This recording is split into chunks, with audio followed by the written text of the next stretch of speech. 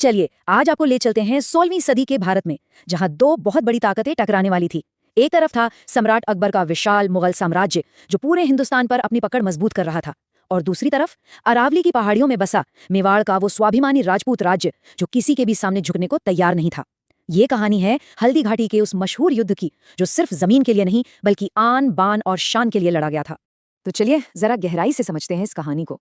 ये सिर्फ एक लड़ाई की दास्तान नहीं है, बल्कि ये कहानी है उस गजब के साहस की, उस बेमिसाल वफादारी की और उस विरासत की जो आज भी हम सबको प्रेरित करती है। अच्छा, तो इस पूरे किस्से को समझने के लिए हमने इसे 6 हिस्सों में बांटा है। सबसे पहले देखेंगे कि ये साम्राज्यों का टकराव था क्या। फिर बात करेंगे उन दो शासकों की, जानेंगे कि हल्दी घाटी तक बात पहुंची कैसे। फिर उस 4 घंटे की भयानक जंग को समझेंगे। उसके बाद आएगी चेतक की कहानी, और आखिर में हम उस विवादित जीत पर बात करेंगे जिसकी चर्चा आज तक होती है। तो शुरू करते हैं पहले खंड से, साम्राज्यों का टकराव। चलिए समझते हैं कि यह सब आखिर शुरू कैसे हुआ। बात है 16वीं सदी की, जब सम्राट अकबर के दौर में मुगल सल्तनत अपने चरम पर थी। एक एक करके राज्य मुगल परचम के नीचे आ रहे थे, कुछ बातचीत से तो कुछ तलवार के जोर पर।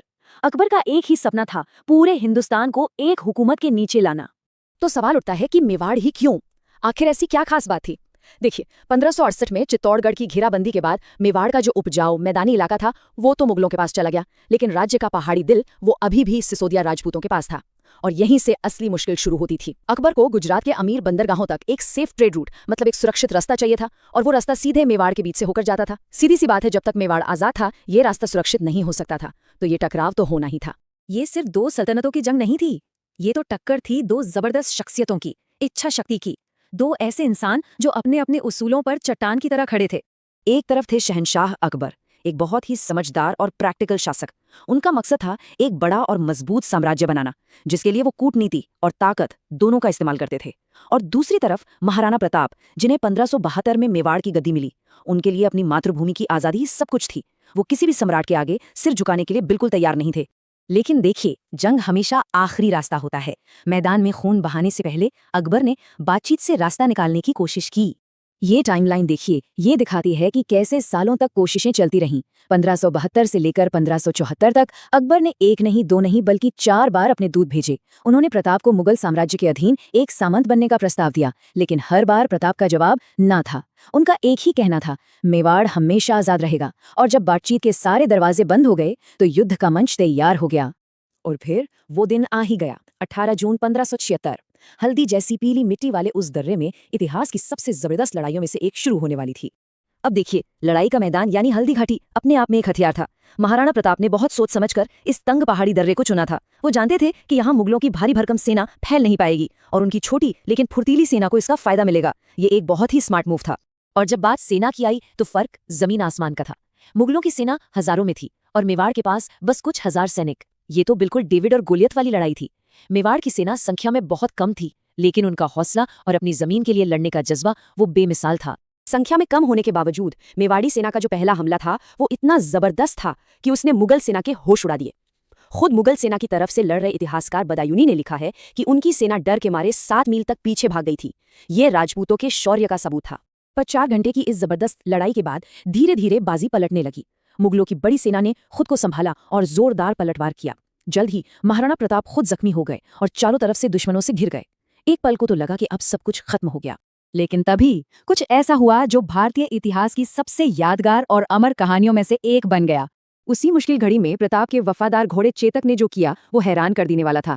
उसने दुश्मन के हाथियों को डराने के लिए एक हाथी का मुखौटा पहना हुआ था, और उसने सीधे मुगल कमांडर मान सिंह के हाथी पर छलांग लगा दी और अपने पिछले पैरों पर खड़ा हो गया, ताकि प्रताप अपना भाला चला सके। लेकिन इस हमले की कीमत चुकानी पड़ी। हाथी के दांत से चेतक का एक पैर बुरी तरह जख्मी हो गया, पर उस जानलेवा चोट के बावजूद वो अपने राजा को मैदान से सुरक्षित बाहर ले गया। कहते हैं कि उसने 3 पैरों पर ही 25 फुट चौड़ी एक नदी को छलांग लगाकर पार कर लिया, और अपने राजा की जान बचाने के बाद ही उस वफादार घोड़े ने दम तोड़ा। चेतक का ये बलिदान उसे इतिहास में अमर कर गया, और वो वफादारी का सबसे बड़ा प्रतीक बन गया। और आज भी हल्दी घाटी के पास चेतक की समाधि उसी जगह पर बनी है, जहां इस बहादुर घोड़े ने अपने प्राण त्यागे थे। ये स्मारक उस योद्धा राजा और उसके घोड़े के बीच के अटूट बंधन की याद दिलाता है। तो असल में हल्दी घाटी का युद्ध जीता कौन? इसका जवाब इतना सीधा है नहीं जितना लगता है। हाँ, कागजों पर देखें तो मुगलों ने मैदान तो जीत लिया था, पर उनका जो असली मकसद था वो अधूरा रह गया। वो न तो महाराणा प्रताप को पकड़ सके और न ही मार सके, और जब तक राजा आजाद था तब तक जंग खत्म नहीं हुई थी। इसके बाद प्रताप ने अपनी रणनीति ही बदल दी। उन्होंने अगले 2 दशकों तक पहाड़ों से गुरिल्ला युद्ध जारी रखा, मतलब छोटी छोटी टुकड़ियों में अचानक हमला करना और फिर गायब हो जाना। और इस रणनीति से उन्होंने धीरे धीरे अपने खोए हुए राज्य का ज्यादातर हिस्सा वापस जीत लिया।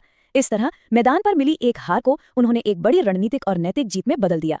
अब ये बहुत दिलचस्प है कि हमें ये सारी बातें पता कैसे चलती हैं।